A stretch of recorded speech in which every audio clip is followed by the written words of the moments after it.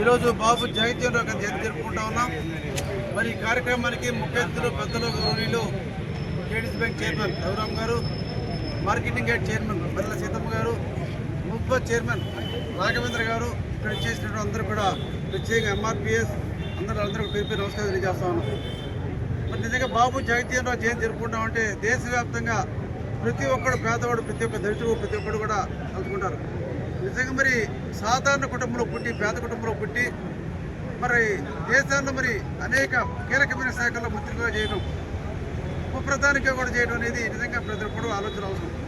మరి ఆయన రక్షణ శాఖ చేసినా, విద్యాశాఖ మంత్రి చేసినా, వ్యవసాయ శాఖ మంత్రి చేసినా సరే అన్ని శాఖలకు వన్నెదించిన నాయకుడు బాబు జగజ్జీవన్ రావు గారు. మరి అటువంటి నాయకుడు యొక్క ఆశయాలు, ఆలోచనలు అందరూ కూడా ఆదర్శంగా తీసుకోవాల్సిన అవసరం ఉంది. ఎవరైనా సరే ఏ కులంలో పుట్టాం, ధనికుడు పేదవాడు అనేది కాదు, ఆయన పదే చెప్తుండేవాళ్ళు. జనం కన్నా వాళ్ళ ప్రతిభ గౌరవం వాళ్ళ మాట బాబు జగజ్జీవన్ అనేవాళ్ళు. అంటే ఇప్పుడు ఎప్పుడు కూడా ధనానికో గుణానికి కాదు గౌరవం ఇవ్వాల్సింది, వాళ్ళ యొక్క ప్రతిభ, వాళ్ళ గుణానికే గౌరవం అని చెప్పి బాబు జగన్ మాట.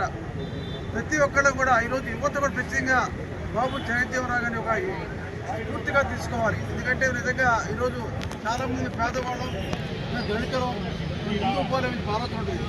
ఎటువంటి పరిస్థితుల్లో కూడా ఎవరైనా సరే ప్రతిభ ఉండి కష్టపడితే, ఎవరైనా సమాజ హితం కోసం పాటుపడతారో వాళ్ళందరూ కూడా సమాజంలో